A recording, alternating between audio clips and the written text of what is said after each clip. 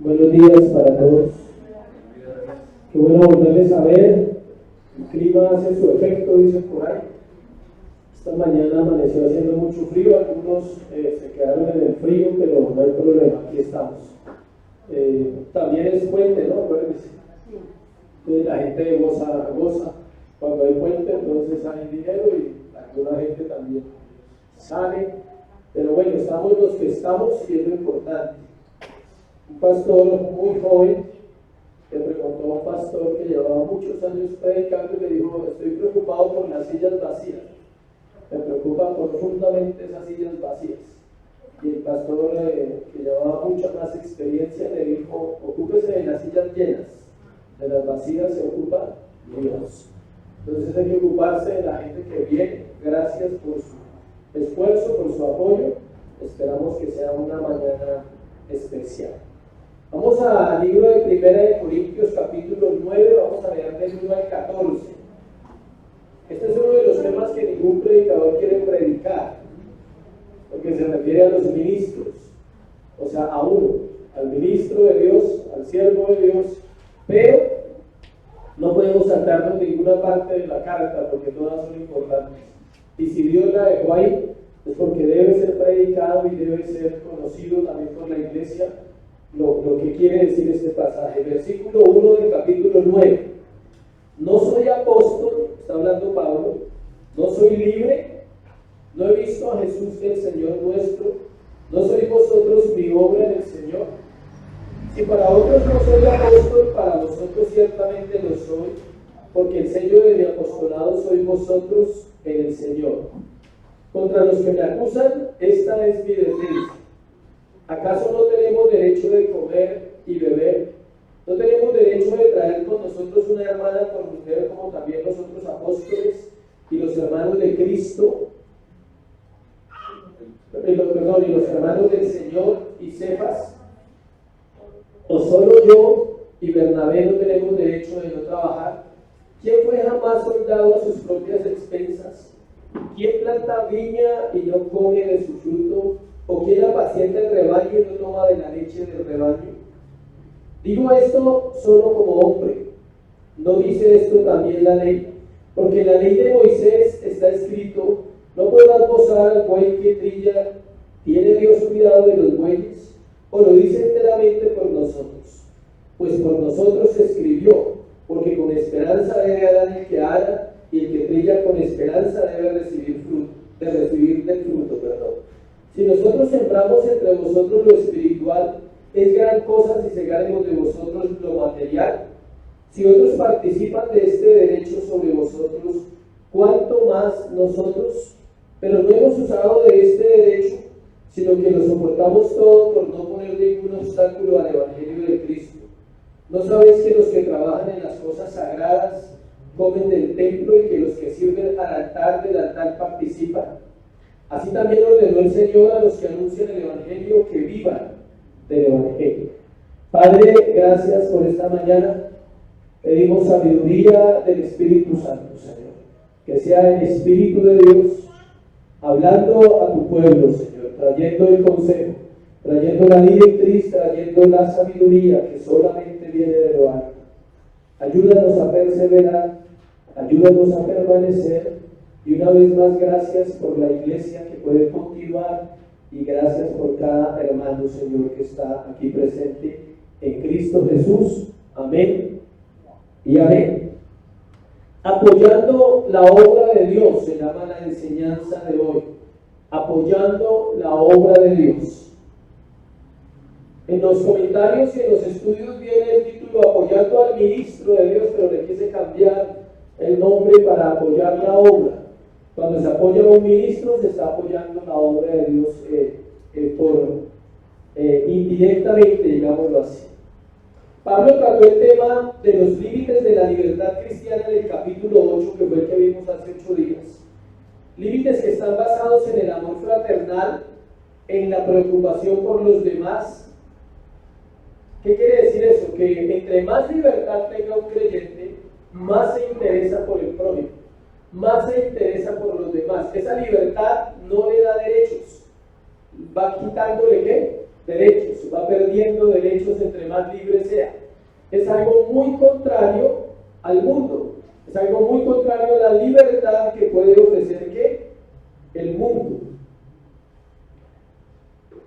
Ahora Pablo va a hablar de sí mismo. Este es un sermón sobre la vida de Pablo, sobre el ministerio de Pablo, sobre su pastorado, sobre su apostolado, sobre su servicio, no solo a los corintios, sino a la iglesia. Y va a hablar de los derechos que él tenía al ser un apóstol llamado directamente por Dios, pero no solo era un apóstol, también era un ministro, un obrero, uno que se dedicaba a servir, y a eso se debe este pasaje de hoy. En todo el capítulo va a hablar de lo mismo, y lo vamos a hablar en 2 sermones, primero en este, y luego dentro de 8 días, si Dios lo permite. Antes aclaremos que solo se puede ser ministro del Señor por un llamado para esa tarea. Hay cientos de creyentes en todo el mundo, miles, quizás millones, si hablamos a nivel de la tierra, pero no todos pueden presidir, no todos pueden enseñar, no todos pueden predicar.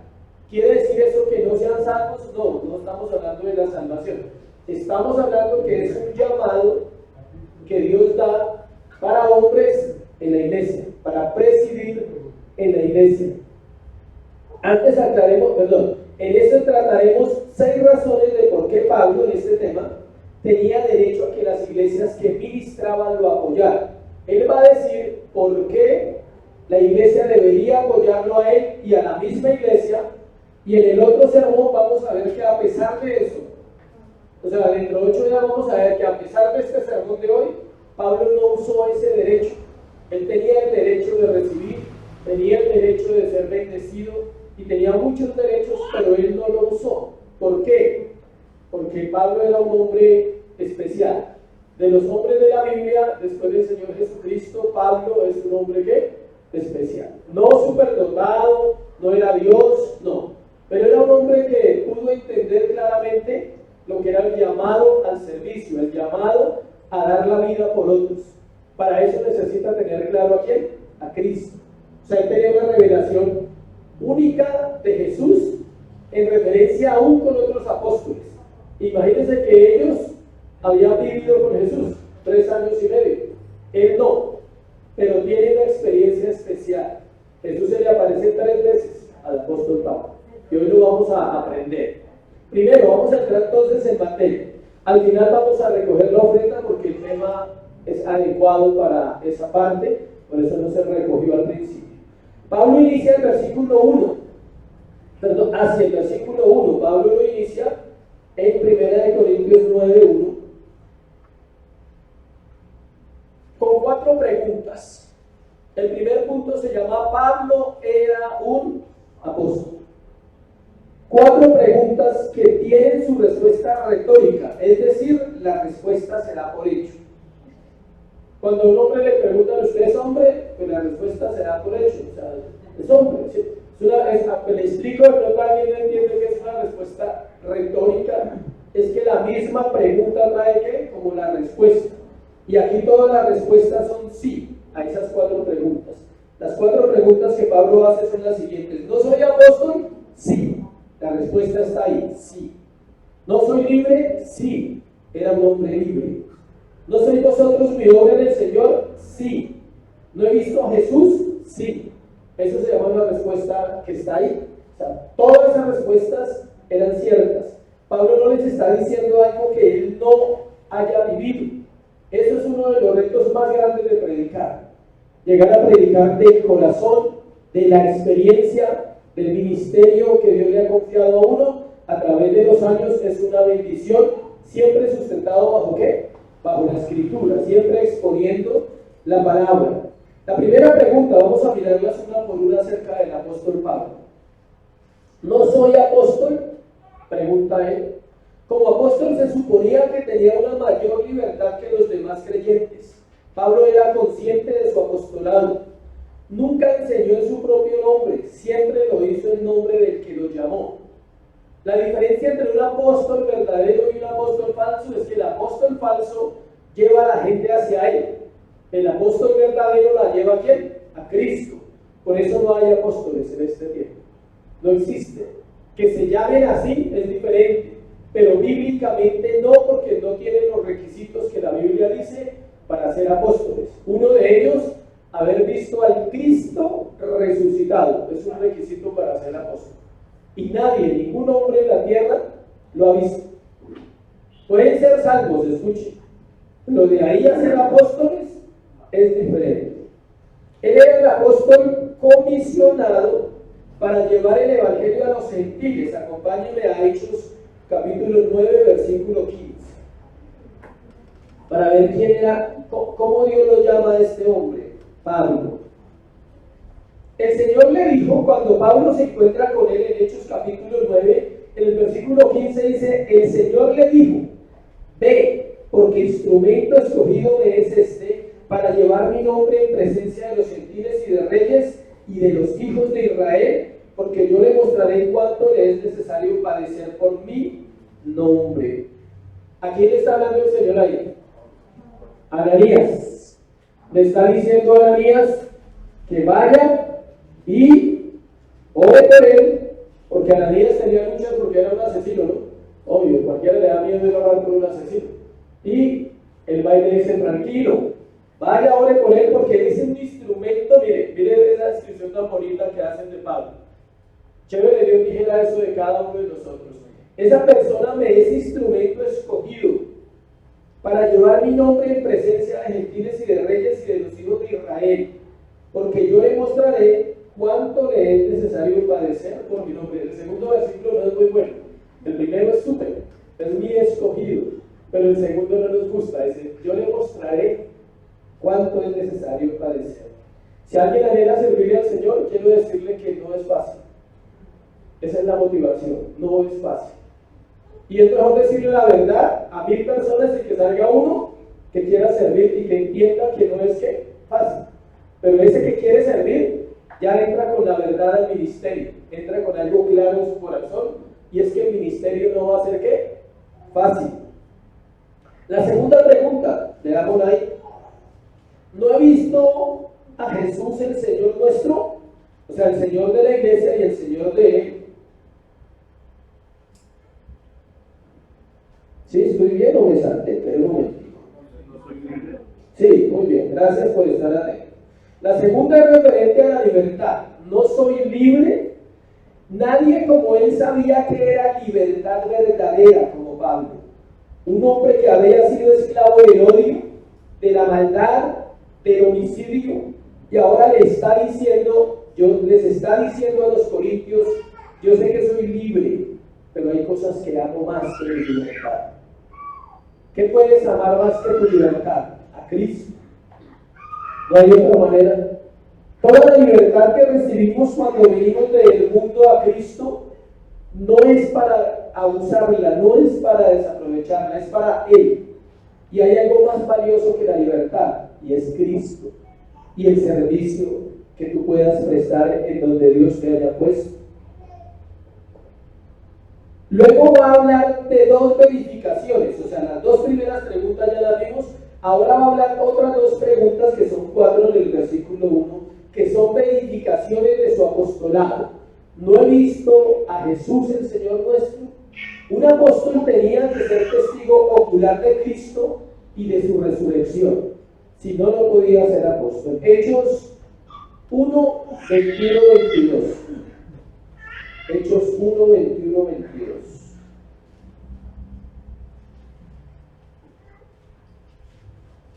Vamos a leerlo.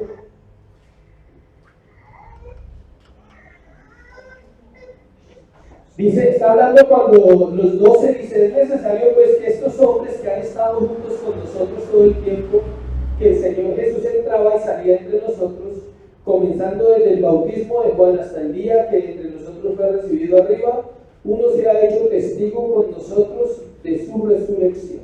Está hablando cuando iban a escoger al que iba a reemplazar a quién, a Judas. Tenía que ser testigo de qué, de la resurrección, y tenía que haber estado con Cristo. Pablo no estuvo con Cristo vivo, pero a Pablo se le aparece Jesús, el Cristo resucitado. Escuchen, muchos creyentes solo conocen a Jesús hasta la cruz del Calvario, y sus batallas están en eso. ¿Por qué? Porque no han visto a Cristo resucitado. No verlo como ellos lo vieron, sino tener la revelación en su corazón de que Él realmente resucitó y que nosotros vamos a resucitar. Y no solo eso, sino que Él es el que está intercediendo en la derecha del Padre. No es el de la cruz, no es el hombre llamado Jesús, es el Dios hombre. El Dios que se hizo hombre volvió al trono y está sentado a la derecha del Padre, por eso resucitó. Pablo no perteneció al grupo principal de los discípulos de Jesús, pero había visto al Cristo al menos 3 veces, o sea, 3 ocasiones. El Señor se le apareció en su conversión. Vamos a mirar las 3 veces en el libro de Hechos. Hechos capítulo 9, versículos 4 y 5. Esa es la primera vez que se le aparece Jesús al apóstol Pablo. Hechos 9, versículos 4 y 5. Dice: cayendo en tierra oyó una voz que le decía: Saulo, Saulo, ¿por qué me persigues? Y él dijo: ¿quién eres, Señor? Y le dijo: yo soy Jesús, a quien tú persigues. Dura cosa es dar cosas contra el aguijón. Pablito, dura cosa es resistirse al llamado. Dura cosa es que tú no hagas caso, Pablo, porque Dios ya le había hablado a Pablo antes. Los estudiosos dicen que la aparición de Jesús, el Cristo, o de Cristo mejor, el resucitado, a Pablo sucedió 5 años después de la muerte de Jesús. Ellos calculan ese tiempo. Otro lugar donde se le apareció, Hechos capítulo 18, versículo 9 y 10. Entonces el Señor dijo a Pablo en visión de noche: no temas, sino habla y no calles, porque yo estoy contigo y ninguno pondrá sobre ti la mano para hacerte mal, porque yo tengo mucho pueblo en esta ciudad. ¿Dónde le habló? En Corinto. Precisamente donde estamos estudiando la carta, le habla en Corinto. ¿Y por qué? Porque había mucha oposición en la iglesia de Corinto al Evangelio. Y el Señor le dice: tranquilo, yo estoy contigo, ninguno podrá sobre ti la mano para hacerte mal, porque yo tengo mucho pueblo en esta ciudad. Esa palabra alguno dirá que es para mí, ¿no? Alguno dirá: no, el Señor me va a proteger. Vaya ahora a una obra donde sea peligroso y quizás Dios le dé esa palabra. De resto no la tome para ninguna otra cosa porque está fuera del contexto. Se la dio al apóstol Pablo porque lo podían matar en Corinto, es por eso. Entonces, si usted va a abrir una obra en Rusia y lo pueden matar, el Señor tal vez le dé esa palabra para que usted sea fortalecido en el espíritu y sustentado y diga: Dios me habló a través de esa palabra. Pero era para fortalecer al apóstol Pablo. Tercera palabra, tercera aparición, Hechos 22 del 17 al 18. Hechos 22 del 17 al 18. Dice: y me aconteció vuelto a Jerusalén que orando en el templo me sobrevino un éxtasis y bebí, que me decía: date prisa, sal prontamente de Jerusalén, porque no recibirán tu testimonio acerca de mí. Casi le dice: salga porque lo van a matar ahorita, ¿sí? Casi le dice eso Jesús. Dice: salga. Note el respaldo que tenía el apóstol Pablo, que Jesús estaba con él y 3 veces se le aparece. Pablo podía dar testimonio de haberse encontrado personalmente con el Cristo resucitado. Hay otro pasaje aún más interesante que no lo vamos a mirar. Es cuando es llevado al cielo. Dice que fue arrebatado al cielo y él dice: en el cuerpo no lo sé, en el espíritu no lo sé, solo sé que vi cosas que no puedo decir, ¿sí? Y fue llevado al cielo para recibir ¿qué? Revelación del Evangelio. Y lo más probable, creo yo, y ojalá ustedes lo crean también, es que allá estaba Cristo. Yo creo que él estaba allá, no creo que él vive allá, en la casa de él, entonces creo que estaba allá y creo que fue llevado con una condición especial, algo que solo ha vivido el apóstol Pablo, ninguno de los otros apóstoles, a excepción de Juan, que también es llevado de una manera especial, pero los demás no se habla de Tomás, no se habla de Bartolomé, no se habla de Judas, no el Iscariote, sino el otro, que hayan tenido experiencias como la de Pablo, ninguno. Versículo 2, estamos desde el versículo, el primer punto es desde el versículo 1 al versículo 6. ¿Sí está ahí en la diapositiva? Sí. Versículo 1, versículo 6. Entonces damos el versículo 2 Ahora ya explicamos las 4 preguntas. Ahora vamos al versículo 2. ¿O les falta una pregunta? No, bueno, sí.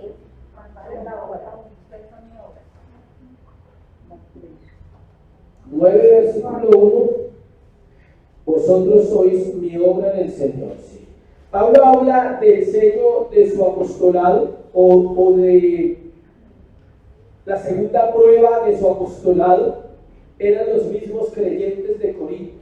Por eso dice, no sois vosotros mi obra en el Señor. Esta iglesia, especialmente esta iglesia de Corinto, era el fruto del evangelismo de Pablo. Había otras que no, pero Pablo llegó allí, estableció un ministerio, duró 18 meses y estableció una iglesia. Ella era fruto del evangelismo de Pablo y de la enseñanza de Pablo, que había dado su tiempo y su dedicación 18 meses para formar la iglesia. De hecho es donde él va una vez, 2 veces y quería volver a ir. O sea, había algo especial en el corazón del apóstol por esta iglesia. Versículo 2, ahora sí. Si para otros no soy apóstol, para vosotros ciertamente lo soy, porque el sello de mi apostolado sois vosotros en el Señor. Pablo habla del sello de su apostolado, un término conocido para ellos porque se usaban los sellos en todos los negocios y en las cartas. ¿Sí sabe? Que se usaban los sellos en los negocios y en las cartas. Que no sé si todavía eso es válido, creo que todavía le ponen un sello a ciertas cosas legales en las notarías. Si no hay sello en la notaría, no hay autenticación.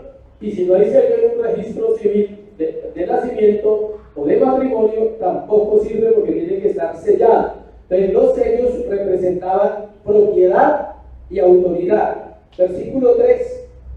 Contra los que me acusan, esta es mi defensa. Pablo habla de los que lo acusan, es decir, de los que dicen cosas de él, y ahora va a presentar su defensa como apóstol de Dios. Otro requisito para ser ministro de Dios es que tienes que estar expuesto a la crítica. Si la crítica te hace daño, no sirves para servirle al Señor. ¿Por qué? Porque vas a ser criticado, juzgado, evaluado, chismoseado, de todo va a ser el ministro. Siempre será así. Siempre ha sido así desde la Biblia, y aún en este tiempo se dicen cosas de todos los pastores. No solo de cualquier hombre que sea pastor, cualquier hombre que sirva en la iglesia, cualquier mujer que sirva en una iglesia, va a ser criticado, va a ser vituperado, van a hablar mal de él. ¿Por qué? Porque el mundo no ama a Dios, porque la gente no ama a Dios. Versículo 4. ¿Acaso no tenemos derecho de comer y beber? Dice Pablo. El primer derecho que defiende Pablo es el de ser ayudado económicamente por los creyentes que él ministraba. Se está refiriendo a lo mínimo. Él no está diciendo que tiene derecho a carro, casa y beca finca, no.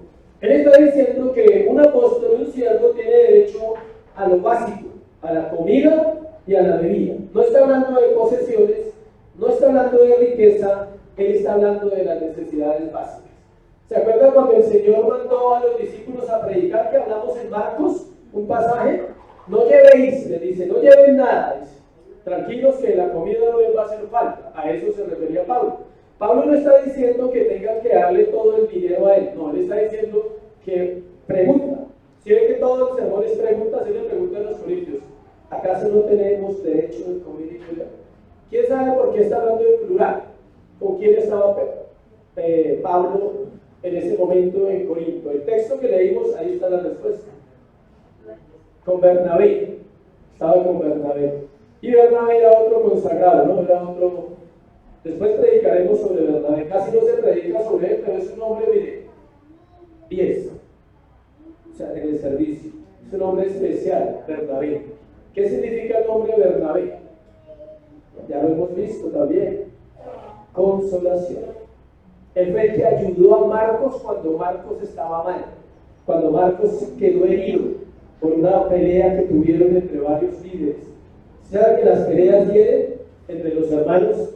Y Bernabé lo toma y lo consuela. Pablo le enseña a Marcos unas cosas. Pablo era sí o sí. Pablo no tenía un no. O vamos a servir o no vamos a servir. Y si no, coja por otro lado que yo me voy. Listo, ese era Pablo. Bernabé era consolador. Bernabé era no, tranquilo, Marcos. Vamos a servirle al Señor. Hay lucha,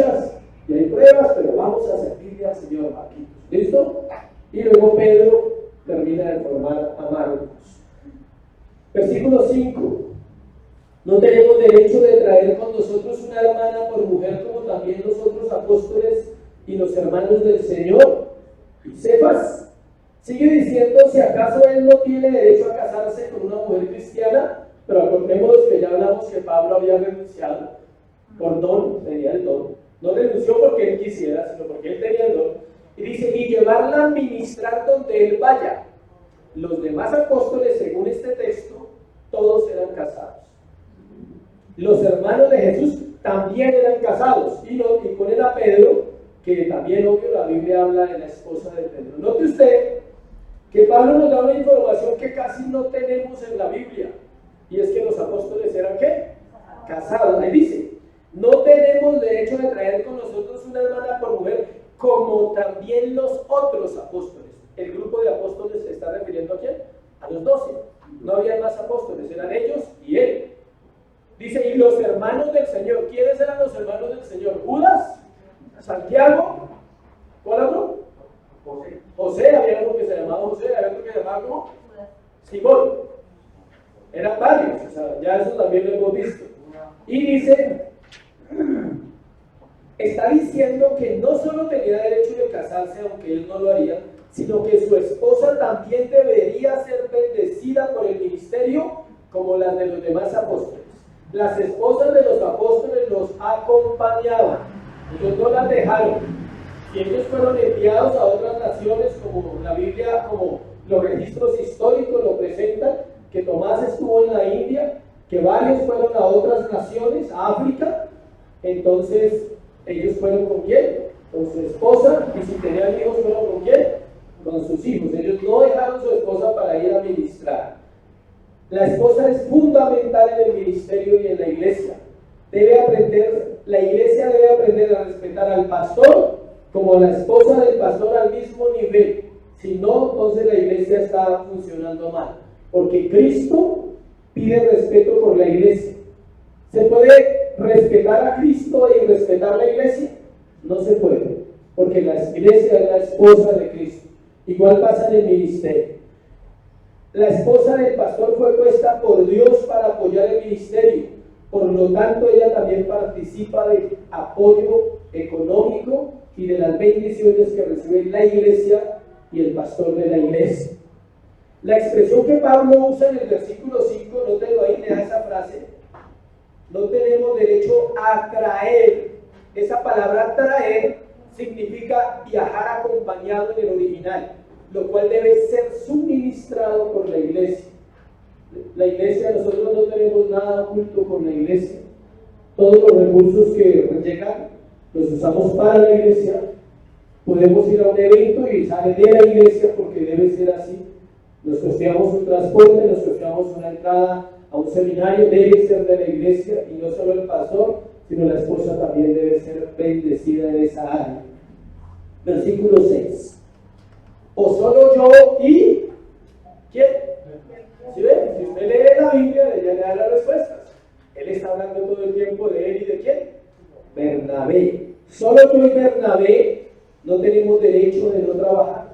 Pablo y Bernabé tenían todo el derecho a recibir ayuda de la iglesia, pero ellos pagaban sus gastos, porque así lo habían decidido y trabajaban. El pastor puede vivir de la obra, pero el pastor también puede trabajar. Y si hay trabajo, hay que hacerlo. Amén. Cuando hay trabajo, trabajamos. Cuando no, estamos sirviendo en la obra de tiempo completo. ¿Cuál era el trabajo de Pablo? Hacer tiendas. Dicen que las manitos de Pablo eran feas, porque eran unas agujas capoteras de esas grandes. No había máquinas como ahora los satélites. No, era solo mano, aguja y cáñamo. Y hacía unas tiendas. Me imagino que trabajaba muy bien, porque si hacía bien lo que hacía, tendría que trabajar también ¿qué?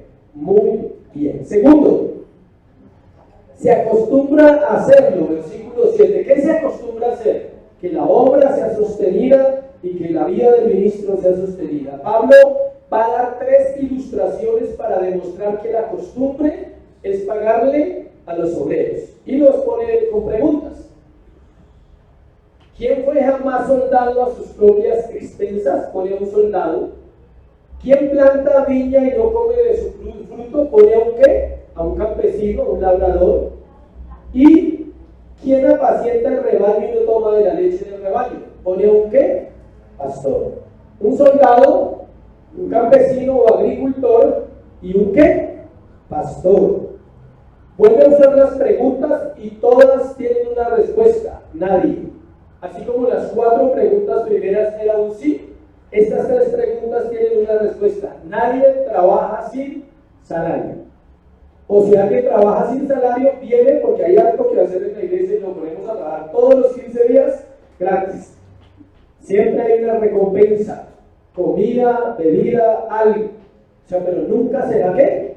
Gratis. Es una ley que Dios estableció. Pone el ejemplo de los soldados. Los que han estado en el ejército saben. Quienes no combaten de día y por la noche se van a trabajar para pagar la comida que le dan. No. Si combaten, ellos de día, de noche descansan.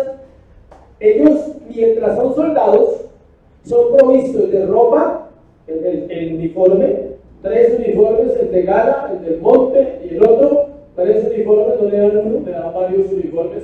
Son provistos de comida, desayuno, almuerzo y comida y repele. Son provistos de transporte. Que hay un combate y usted no le dice coge una flota y llegue a la bichada. O sea, no, a usted lo llevan al combate. ¿Sí ven? Son provistos de todas las cosas que ellos necesitan mientras son soldados. Respeto porque entran son parte de las fuerzas militares, son obreros del Estado, pero no tienen que trabajar para comer. Al menos les dan ¿qué? La comida.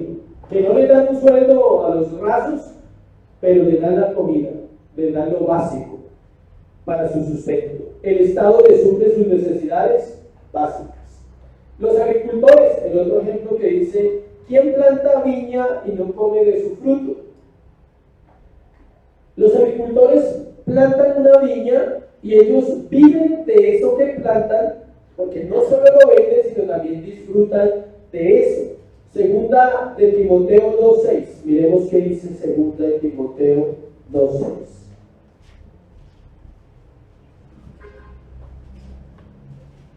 Segunda de Timoteo 2:6. El labrador, para participar de los frutos, debe trabajar primero. Nadie llega a ser ministro porque llegó ayer a la iglesia. Debe trabajar mucho tiempo, quizás sin salario, sin nada, para luego que disfrutar de lo que la obra da, de lo que Dios quiere bendecirlo. Y pone por último el ejemplo más claro, que son los pastores. Tampoco trabajan en vano, reciben al menos, escuchen, leche y ovejas para su sustento. Que no hay donde venderlas, que algunas se enfermó, que hay situaciones difíciles. Estoy hablando del pastor literal de campo. Él recibe ¿qué? La lechecita, y cuando tiene hambre dice, bueno, pues no hay plata, pero echémosle mano a una buena oveja y la matamos y comemos. ¿Sí ven? Todos están recibiendo su sustento. Estos 3 obreros son pagados por su trabajo. Eso es lo acostumbrado, eso es lo correcto, eso es lo que se espera. ¿Por qué habría de ser diferente con los siervos de Dios? Esta es una de las grandes batallas de la iglesia. ¿Pero sabe por qué? Por el maltrato que se ha hecho en muchos lugares, por el abuso en las finanzas, por la pedidera, por los famosos pactos, por las famosas ofrendas que no tienen nada que ver con la escritura. Por eso mucha gente llega a una iglesia y está frenada a dar. ¿Por qué? Porque ya dicen, no, todo es plata, piden para todo, todos son pactos, todos son compromisos.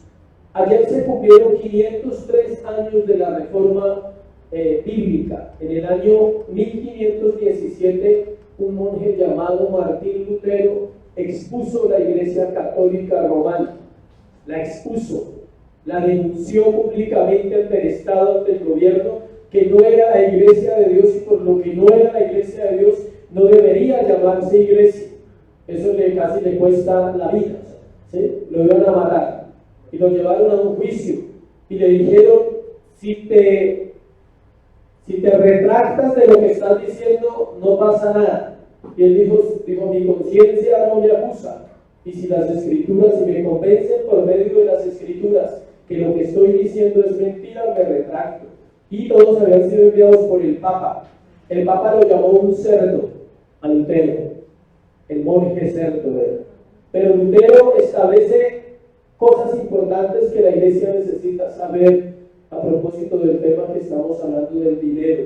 Una de las cosas que él contrarrestó, son 4, pero solo le voy a compartir una que tiene que ver con el tema de hoy, fue que la salvación es ¿qué? Gratuita, no se paga. ¿Por qué? Porque la iglesia estaba cobrando la salvación. Se llaman indulgencias, para los que vienen del catolicismo lo saben muy bien. Indulgencias económicas, es decir, pague para el alma. Es más, se atrevían a decir que entre más dinero diera usted, más rápido salía el alma del infierno de su familiar. Y para sacarlo a punta de misa. Todavía hay que pagar por la misa. Y lo único que hacen en la misa es nombrar el nombre, valga la redundancia, del finadito. Y por eso le cobran a usted. Por nombrarlo, porque hacen la misa para 30, y los 30 pagan, pero solo dicen el fulano de tal, el nombre, y ya está pagando. Y la salvación es ¿qué? Gratuita. Cristo pagó el precio. Y se refería a que todo era dinero de la Iglesia Católica. Los obispos, los sacerdotes se habían enriquecido, pero de una forma impresionante. Con esas ofrendas construyeron la Basílica de San Pedro en Roma y unas grandes catedrales que usted conoce que son famosas. Fue con toda la plata que le sacaban a la gente de esa época y se manejaba el oro. Entonces decían, y las ofrendas se recogían en vasijas de bronce. Entonces la predicación era: entre más duro suene la moneda, más rápido sale el alma del infierno. Claro, la gente echaba manotadas para que sonara la vasija para sacar a su familiar de la eternidad. ¿Sí ve hasta dónde llegamos? Por no conocer las escrituras. Tercero, es conforme a la ley. O sea, todo lo que estamos hablando es que Pablo está defendiendo su ministerio y el derecho de ser bendecido, aunque él renuncia a ese derecho. Tercero, es conforme a la ley de Dios. Versículo 8 al 11. Digo esto solo como hombre, ¿no dice eso también la ley? Él pregunta: ¿ustedes creen que yo les estoy diciendo lo que les estoy diciendo solo porque quiero que me mantengan? Dice Pablo. ¿Ustedes creen que yo les estoy pidiendo dinero? Dice no, lo estoy diciendo, les preguntan, ¿no lo dice también qué? La ley, y él va a citar la ley. Pablo no está hablando de esto solo como hombre o demandando cosas de la iglesia. Está enseñando algo como muchas otras enseñanzas que la iglesia necesita. Ahora va a citar el Antiguo Testamento, versículo 9. Porque en la ley de Moisés está escrito: no pondrás bozal al buey que trilla. ¿Tiene Dios cuidado de los bueyes? Está citando de Deuteronomio 25:4. Se refería a que debía permitir que los bueyes comieran al tiempo que también trabajaban. O sea, los bueyes trabajaban, pero tocaba darles agua y comida. ¿Alguien ha trabajado con bueyes? Hernán sabe cómo es el asunto. Toca darles comida. Si no, pues no pueden jalar el arado, se cansan. Y los bueyes trabajan, comen, se alimentan y vuelven a trabajar. Esa es la vida que Pablo está diciendo que un ministro tiene derecho a eso. Sí, es la respuesta. Él es quien cuida a los animales. Dios prepara el alimento para los cuerpos. Job 38:41, para que lo lea en casa. Ahí dice que Dios le da comida a los cuerpos. Job 38:41. Él da a la bestia su mantenimiento. Salmo 147:9. O sea, él alimenta a los animales. Y Mateo 6:26 dice que mirad las aves del cielo. O sea, le da comida a las aves. ¿Será que Dios le da comida a sus hijos? Amén.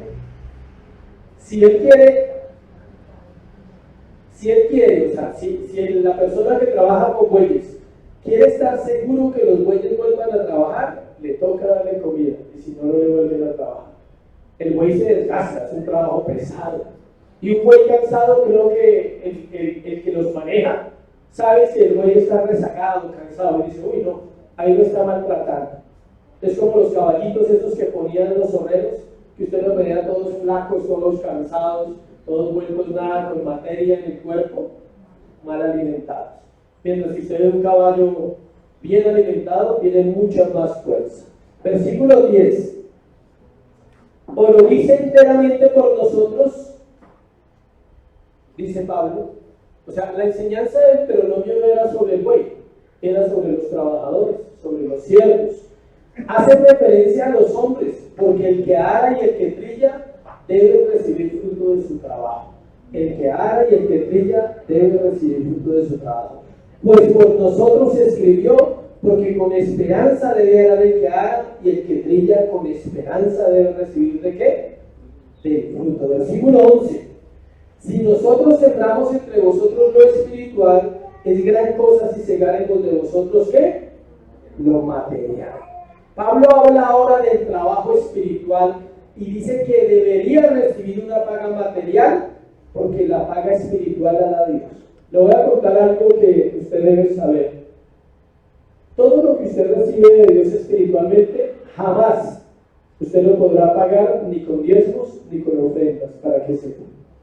Y otra cosa, el ministro jamás le pagará con un solo peso lo espiritual que Dios hace a través de la vida de un ministro. Jamás. No hay fortuna que alcance para pagarle a ningún siervo lo espiritual. ¿Eso se lo paga quién? Dios. Lo material es lo que uno cosecha de un ministerio, pero lo espiritual se lo da ¿quién? Dios. ¿Qué es lo espiritual de un ministro? La sabiduría, los dones que Dios da, la capacidad de entender las verdades espirituales que ayudan a los que vienen atrás aprendiendo. La perseverancia es una de las cosas más difíciles del ministerio de un pastor o de un ministro. Ese es un regalo. Usted no persevera porque la ofrenda estuvo buena, no debe ser así. Usted debe perseverar porque conoce a su Señor, ora y Él le da misericordia, como Él es misericordioso por la iglesia, por aquellos que no avanzan y por aquellos que están estancados, por aquellos que luchan, que están tristes, que están afligidos. El ministro debe ¿qué? Perseverar. Mucha gente está equivocada en los conceptos financieros en una iglesia. De hecho, uno sabe que hay gente que da esperando ¿qué? Recibir. Y otros dan esperando que Dios los bendiga por fuera. O sea, no dentro de la iglesia, sino por fuera de la iglesia. Y tienen su confianza como una mara, ¿sí? Como el chance, como la lotería, ¿sí? Tan fuerte en esa área que son fieles. Y eso debe ser realizado siempre en nuestro corazón. ¿Por qué diezmo? ¿Por qué ofrenda? ¿Cuál es mi motivación principal para ello? ¿Solo una seguridad financiera te mueve a hacerlo? ¿O es un agradecimiento profundo? Porque todo lo que tienes es de Él y aún tú mismo te debes a Él. Es diferente cuando se ve así. Se debe apoyar ministerios que prediquen la Biblia, que prediquen sana doctrina, que edifiquen la iglesia. No se debe apoyar ministerios donde el fin principal es pedir dinero para que los siervos vivan como mafiosos. No se debe apoyar. Hay que decirlo, es así. Tristemente es así. El pastor, ustedes lo han escuchado, el pastor John Piper, ¿se dice Piper? Piper, bueno, como se dice. Él en un momento de su vida, les cuento ese testimonio, fue redarguido en esta área del dinero. Él tiene una iglesia grande, una iglesia bautista bíblica, rebíblica, buena. Y él dice que en un momento de su vida fue confrontado con 2 de Corintios, el famoso pasaje que se usa para las ofrendas. El que da generosamente dice que cada cual dé como propuso en su corazón. Bueno, todo eso es que usted ya ha escuchado y ha escuchado muchos años. Y él dice que Dios lo llevó a pensar si el carro que tenía realmente era lo que él necesitaba. Entonces cambió el carro de muchos millones de pesos por otro de hartos millones, pero decía, me presta el mismo servicio. La casa era la casa, ¿sí? Y cambió la casa por una casa más pequeña porque ya estaba solo con su esposa y los hijos ya habían crecido y se habían ido. Era la casa, doña casa. Y compartió eso con 100 pastores bíblicos. Y todos empezaron a cambiar sus vidas, sus estilos de vida, que se dieron cuenta que estaban por fuera de las normas bíblicas. Y entonces, con lo que en un año ahorró $100,000, en un año. Imagínense lo que gastaba entonces, se ahorró 100,000. Es mucho dinero. Y lograron reunir entre los 105 millones de dólares en un año. O sea, eso era lo que estaban gastando extra. Y lo mandaron a las misiones de África. Y desde ahí tienen un movimiento, una organización que hace eso. Entonces, es de evaluar. La vida del ministro debe ser evaluada constantemente en esta área.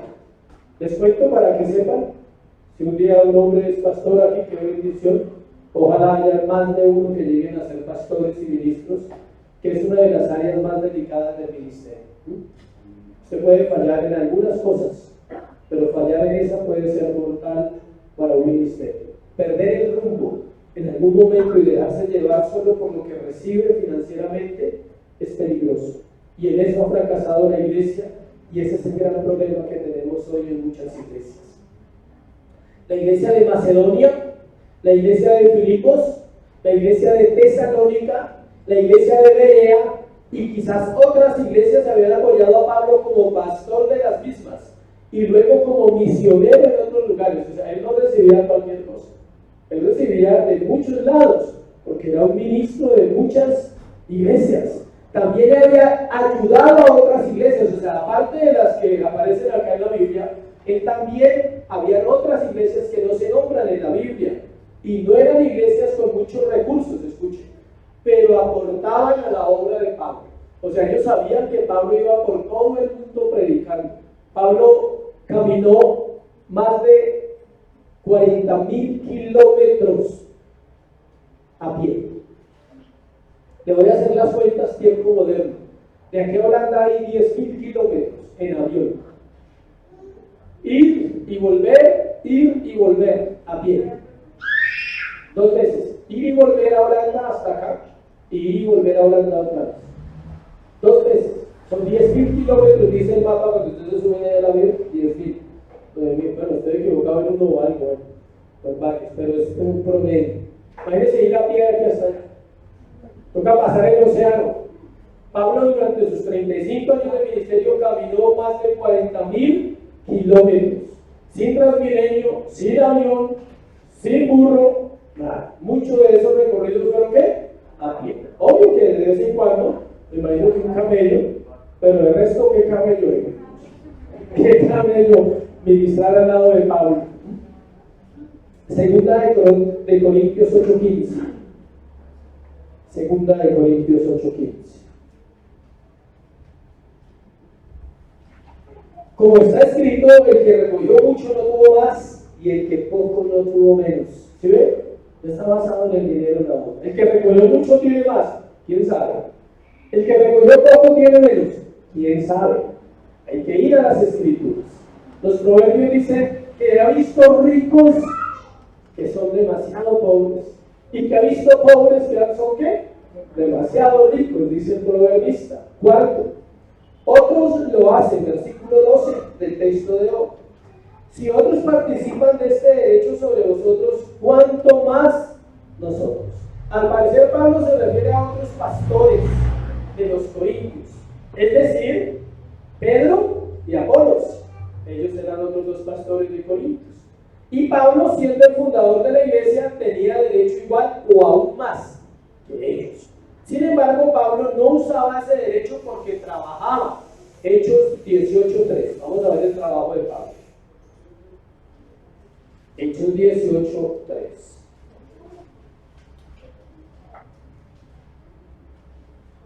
Y como era del mismo oficio, se quedó con ellos y trabajaban juntos, pues que el oficio de ellos era hacer ¿qué? Tiendas. ¿Quiénes eran los que eran del mismo oficio? Lea el versículo 1 de Hechos 18, ahí está. ¿Quiénes eran del mismo oficio? Aquila y Priscila. O sea, él consiguió socios y montó su tienda allá en Corinto. Ellos estaban en Corinto, Pablo llega a Corinto y Pablo no recibe de la iglesia. Pablo se pone a ¿qué? A hacer tiendas. Ese trabajo que hacía Pablo lo hacía para cubrir sus gastos mientras predicaba y enseñaba. Pablo le pudo decir a los corintios lo mismo que le dijo a los efesios. Hechos capítulo 20, versículo 34-35. Miremos qué le dijo Pablo a los efesios. Esto que vamos a leer, Pablo se lo dijo a los efesios. Miren lo que les dijo. Antes vosotros sabéis que para lo que me ha sido necesario a mí y a los que están conmigo, o sea, eran varios, no era Bernabé, varios, él cargaba siempre su banda, dice, a los que están conmigo, estas manos me han servido. En todo os he enseñado que trabajando así se debe ayudar a los necesitados y recordar las palabras del Señor Jesús que dijo que más bienaventurado es dar que recibir. El apóstol Pablo no era recostado.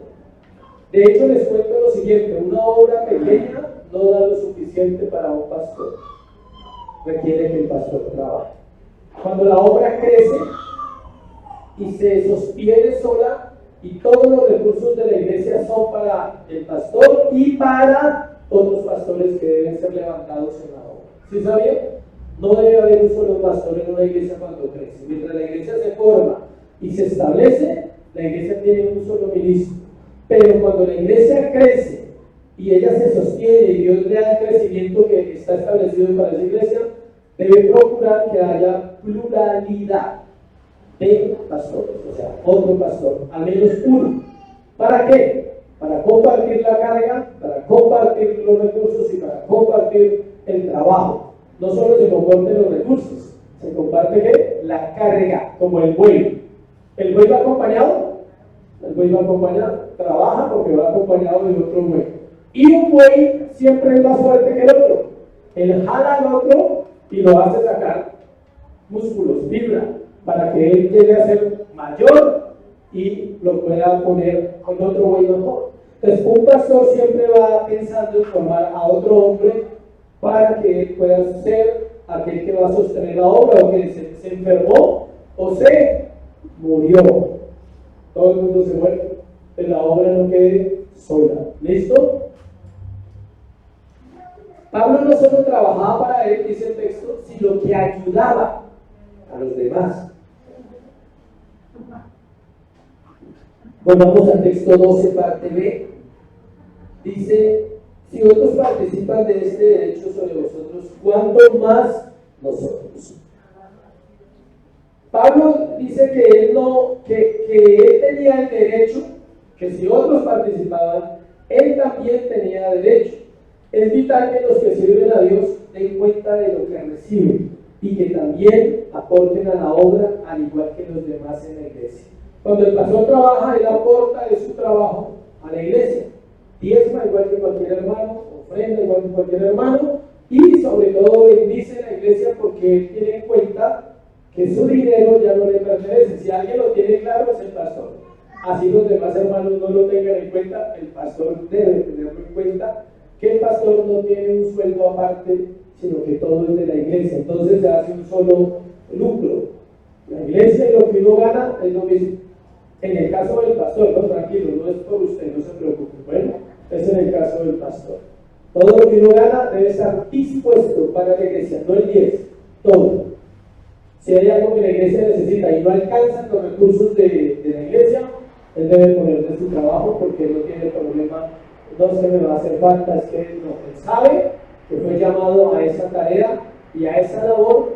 De hecho, conocimos un pastor cuando fuimos a la convención en Cali, conocimos un pastor que él es millonario, tiene plata, ¿no? Y él no usa las ofrendas para nada. Hay 3 pastores y las ofrendas de la iglesia las usa para los otros 2 pastores, pero él no las usa.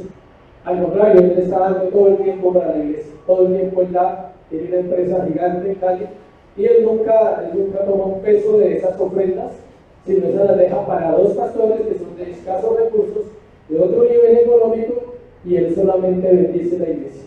Y él compra libros para la iglesia gratis, todo, porque pues tiene los recursos, tiene mucho dinero. Y él dice, Dios me ha bendecido, ¿por qué no habría yo de bendecir la obra? Yo ya no tengo problema y dejo de ser una carga para la iglesia y bendigo a mis otros dos hermanos, a los dos compañeros del ministerio. El apóstol Pablo trabajó en terrenos vírgenes, escuche, en cuanto al evangelio. O sea, es el único de los apóstoles de la Biblia que llegó a lugares donde nunca se había escuchado la palabra de Dios, mientras que los otros apóstoles trabajaron su ministerio entre los judíos, los cuales ya tenían la costumbre de bendecir la obra de Dios. Para Pablo era más difícil. La cultura judía entiende estos principios más que cualquier cultura.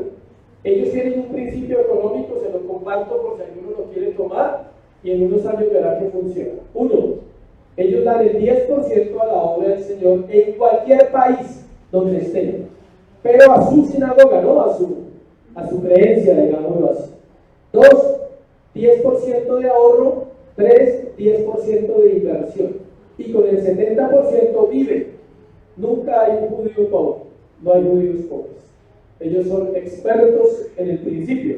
Entonces, los apóstoles nunca tuvieron situaciones de pensar en eso, porque ellos predicaban para judíos y ellos tenían claro lo de las ofrendas para el templo, todo eso ya lo habían vivido en la parte sacrificial.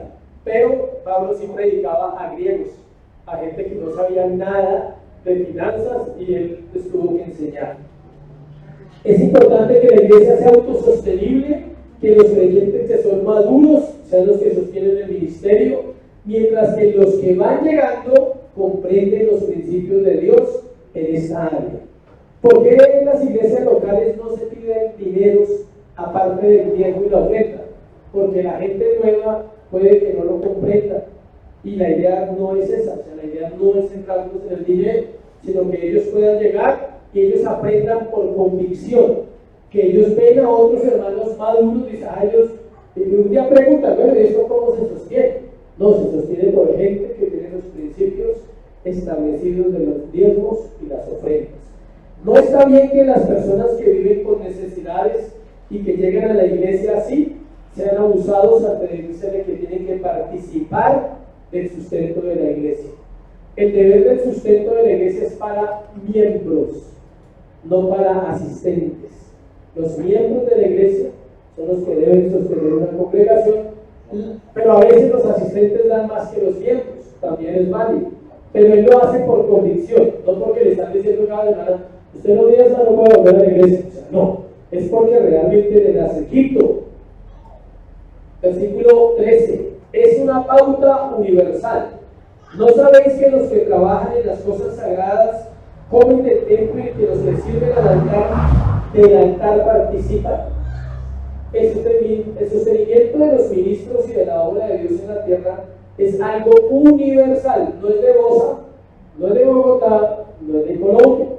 No fue inventado por la iglesia en Colombia o por la iglesia en Bogotá ni por la congregación de la iglesia. Desde todos los tiempos podemos leer las escrituras que se recogían ofrendas para los sacerdotes. Dios lo estableció así desde el pueblo de Israel. Usted lee el libro de Crónicas, lee Éxodo, y dice que en un momento Moisés y también Salomón y David tuvieron que decirle al pueblo, no más, ya no traigan más ofrendas, las casas están llenas. Tenían bodegas llenas de oro, llenas de muchas cosas, porque el pueblo daba. Entonces ellos decían, no más, no le reciban más a nadie. Y eso lo usaban para pagar, ahí dice, el Señor les decía, ¿para qué? Úsenlo para pagarle a los maestros, a los albañiles que están construyendo el templo. Ahí dice, úsenlo para que no le falte nada a los necesitados. O sea, entre más se recogía, más compartían con los de afuera. Ese debe ser el propósito. Una de las batallas más grandes del creyente es esa área, pero es necesario orar, estudiar las escrituras, no buscando una excusa para no dar, sino al contrario, con un corazón dispuesto a escuchar y ver la verdad en este aspecto. Veamos número 18, del 8 al 24.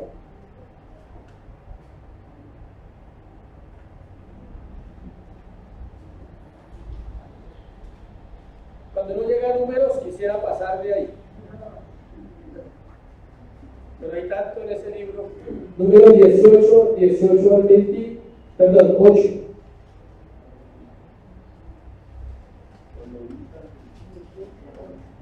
Sustento de sacerdotes y levitas, dice el título de la Biblia, versículo 8. Dijo más Jehová a Aarón: he aquí yo te he dado también el cuidado de mis ofrendas, todas las cosas consagradas de los hijos de Israel te he dado por razón de la unción, y a tus hijos por estatuto perpetuo. Dios le daba a los sacerdotes el manejo de todos los recursos que Israel traía. Esto será tuyo de la ofrenda de las cosas santas reservadas del fuego, tanto ofrenda de ellos, todo presente suyo, y toda expiación por el pecado de ellos, y toda expiación por la culpa de ellos que me han de presentar, será cosa muy santa para ti y para tus hijos. Israel también falló en el manejo de las ofrendas, lo vemos en el libro de Samuel, cuando los hijos de Eli tomaron incorrectamente las ofrendas. ¿Por qué los hijos de los pastores deben nacer de nuevo? Para que no sean mal testimonio de la iglesia en esa área. Uno de los fracasos de la iglesia moderna es que los hijos de los pastores viven de las ofrendas del pueblo de Dios y ni siquiera puede que hayan nacido de nuevo, porque los ponen a servir por ser hijos del pastor y no les dan tiempo de formarlos y luego terminan cometiendo errores en esa área. Génesis 14, 18, 20. Génesis 14. Un hombre que nos enseña mucho sobre esa área es ¿quién? Abraham, versículo 18. Entonces Melquisedec, rey de Salem y sacerdote de Dios Altísimo, sacó pan y vino y le bendijo diciendo: bendito sea Abraham del Dios Altísimo, creador de los cielos y la tierra, y bendito sea el Dios Altísimo que entregó tus enemigos en tu mano. Y le dio a Abraham los diezmos de todo. No está bajo la ley, tengan en cuenta eso. Usted ve estudios en internet, escucha personas que dicen que el diezmo no, que porque es de la ley. Tiene que tener un argumento más fuerte para demostrar que no es bíblico, porque aquí se desvirtúa el de la ley, porque Abraham no estaba bajo la ley, Jacob no estaba bajo la ley, y ellos diezmaban. Si vamos a la ley, escuchen, ustedes salen perdiendo como creyentes, porque bajo la ley tendría que diezmar el 23%, no el 10%. Si nosotros estuviéramos bajo la ley judía, como ellos la manejaban, se diezmaba el 23%, no se diezmaba el 10%. Y la iglesia, el diezmo no es lo más importante. Las ofrendas deberían ser mayores que el diezmo. ¿Por qué? Porque el diezmo es una orden que Dios estableció, pero la ofrenda es ¿qué? Voluntaria. Por eso la iglesia no hace énfasis tanto en el diezmo, sino en las ofrendas en general. Y el diezmo se recibe como una ofrenda. Las iglesias bíblicas no reciben el diezmo como el diezmo, porque entonces tendríamos que ir a ¿dónde? A la ley y estudiarla, y subiría al 23. Y ahí alguien dice: uy, no, pero ¿qué pasa aquí? El 23, no. Pero las iglesias bíblicas no cuentan el diezmo como diezmo, para que ustedes sepan.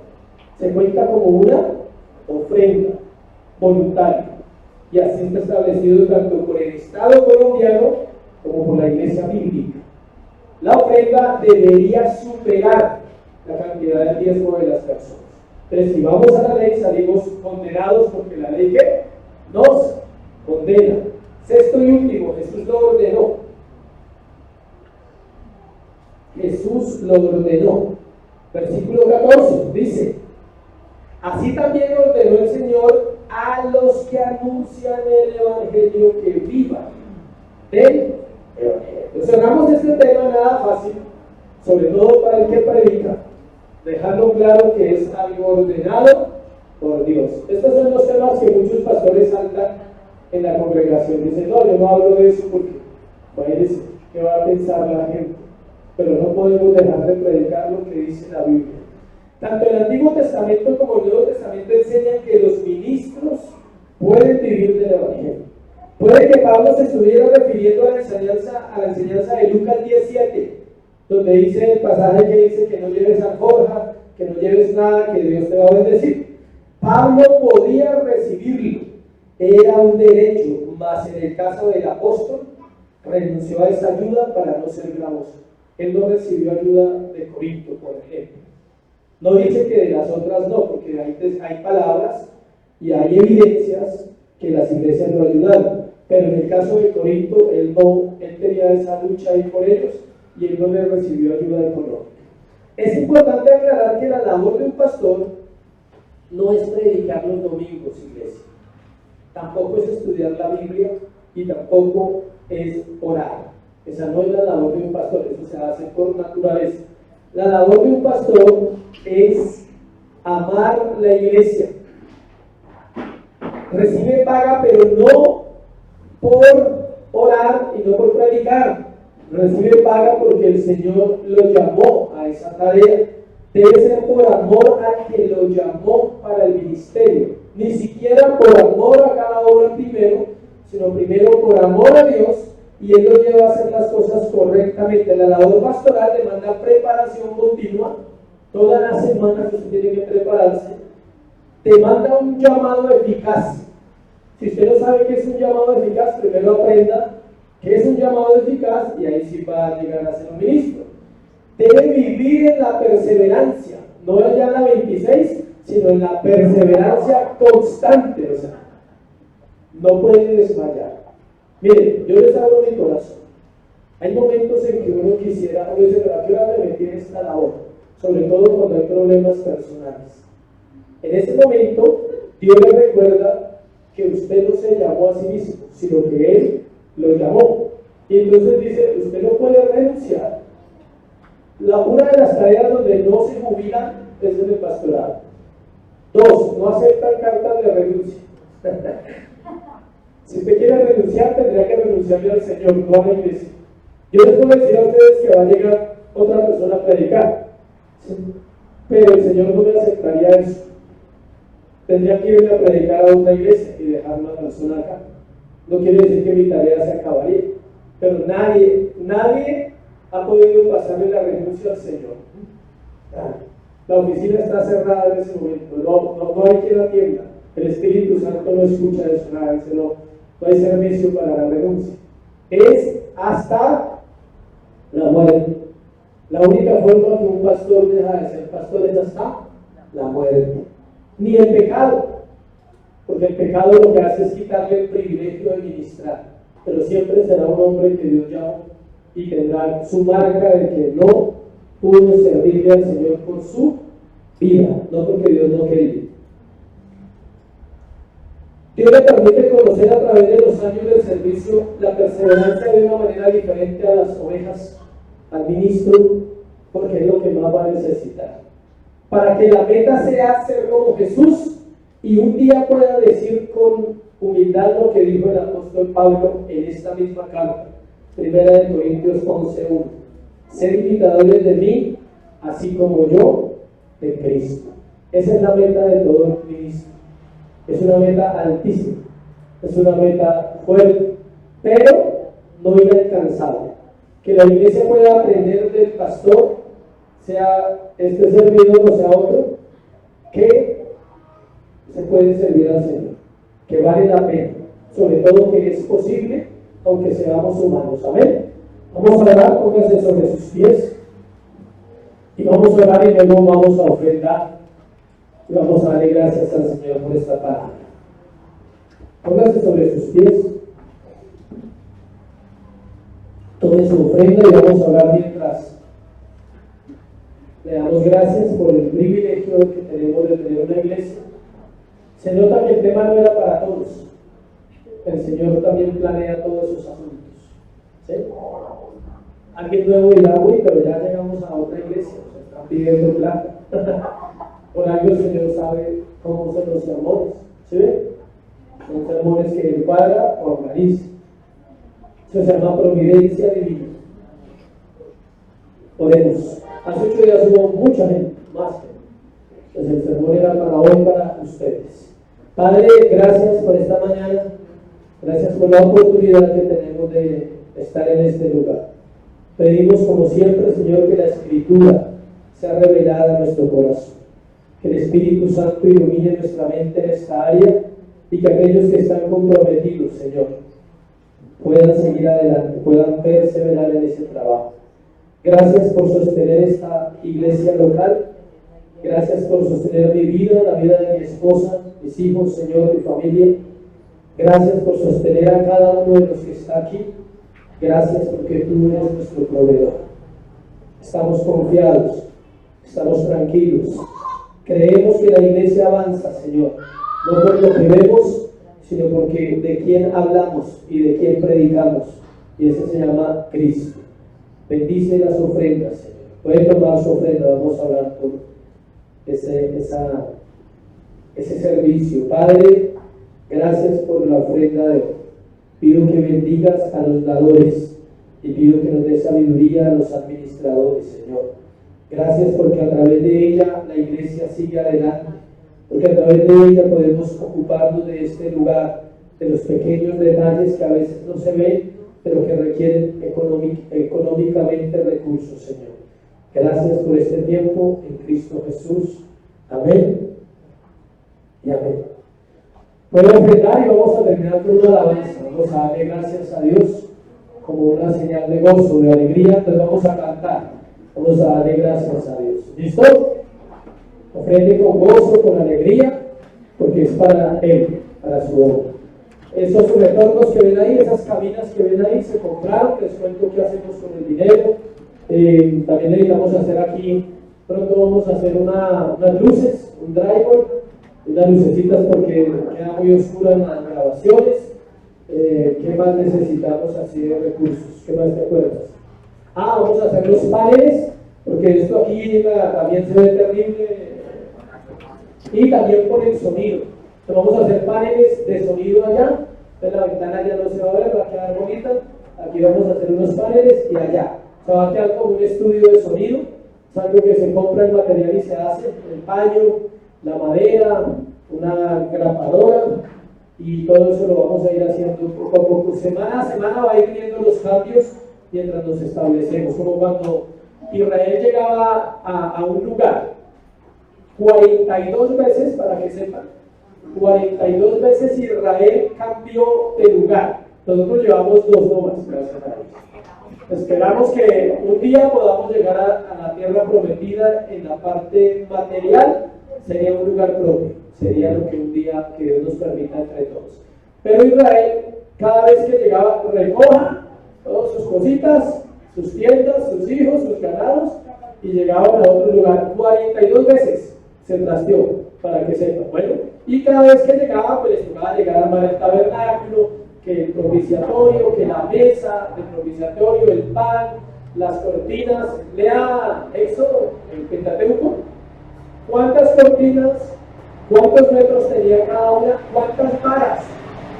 A mí me encanta porque como soy constructor, pues yo me hago el diseño y digo, y eso era una obra bárbara. ¿Y quiénes hacían eso? Los sacerdotes. El pueblo allá cocinaba arepa, pan, lo que sea, pero los sacerdotes iban allá al tabernáculo ¿a qué? A trabajar. Entonces vamos a cantar. Recordemos el salmo con el que comenzamos. No moriré, sino que viviré. Recordando que es la resurrección de los muertos. Ayer estaban celebrando en otros países el Día de los Muertos, ¿sí sabían? Que los del 31 de diciembre, perdón, de octubre, feliz año, gracias. O por octubre. 14 de enero hoy. Gracias, qué ubicación. Porque la gente no sabe qué celebra y la gente sale a que los niños vayan y celebren ¿qué? El Día de los Muertos. Y el día de hoy es el Día de las benditas almas del purgatorio, o sea, para amanecer. Hacemos una cantidad de cosas, pero hoy cantamos al Señor porque no moriremos, sino que viviremos, porque nosotros somos resucitados. O sea, la resurrección de los muertos. 1 Corintios 15, para que estudien ahí cómo es que nosotros vivimos. Por eso cantamos hoy. Con la música del cielo vamos a cantar. Amén. Esta es una canción nueva, ¿sí la notaron? Vienen nuevas. Estamos en clase con un profesor y vienen nuevas canciones. Amén.